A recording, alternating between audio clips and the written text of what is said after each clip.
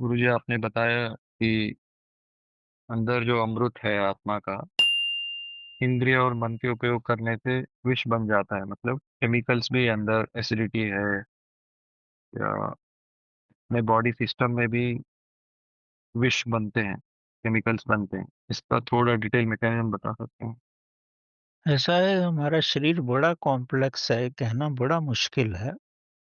आपके शरीर में, आपके मन के अंदर कुछ भी समस्याएँ हैं, तो सबसे पहले आपकी पाचन क्रिया इफ़ेक्टेड होती है। शरीर में आपकी एसिडिटीज़ ज़्यादा बनती हैं और जैसे आपके अंदर ज़्यादा स्ट्रेस्ड आपके माइंड से, अपने मन से बहुत आप स्ट्रेस्ड हैं, तो आप जो श्वास भी लेते हैं, तो उससे आपकी अपान प्राण नहीं बनता। तो जब आपके अंदर अपान प्राण नहीं बनता, तो आपको पेट की समस्याएँ बहुत सारी आ जाती हैं। तो जैसे ही पेट की समस्याएँ आएँगी, तो आपके अंदर अम्लता का भाव, एसिडिटी का प्रभाव बहुत ज़्यादा हो जाएगा। तो शुरू कहाँ से हुआ? केवल आपकी स्ट्रेस लेवल से।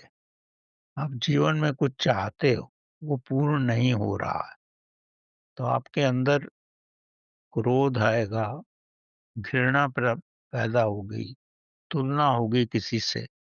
तो ये आपका शरीर में भिन्न-भिन्न प्रकार से सब कुछ असंतुलन पैदा हो जाएगा। आप खुद भी आपको जीवन में ये कई बार इसका आभास हुआ होगा। अगर आप किसी से लड़ के आते हो या आपके कार्यस्थल में कुछ ऐसा हो जाता है, तो आप घर में आकर आपको खाने की इच्छा भी नहीं होती। अगर खा भी लेते हो, तो आप परेशान होते हो। तो जब तक आपकी जीवन पद्धति पूर्ण रूप से सुलभ नहीं होगी, तब तक शारीरिक सुधार नहीं हो सकता।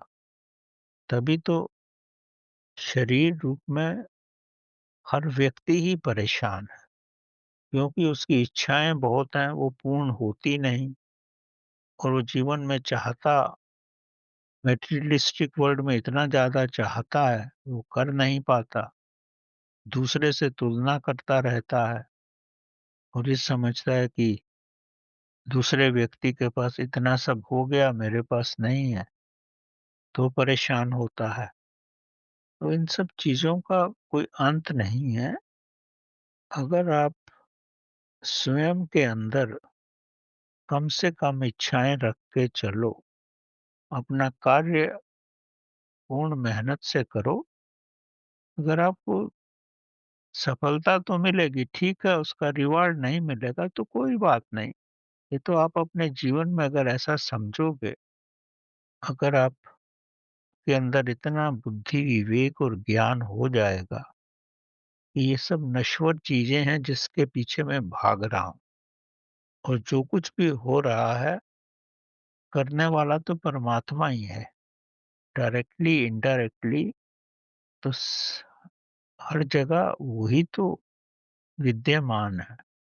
जो आपके साथ कर रहा है वो भी परमात्मा का रूप ही तो है। उसके थ्रू ही परमात्मा ये करवा रहा है। अगर ओवरऑल सिचुएशन ये समझोगे कि मैंने परमात्मा को ही अर्पित कर दिया है स्वयं को, तो फिर आपको कम से कम कष्ट होगा और कष्ट शून्य भी हो सकता है।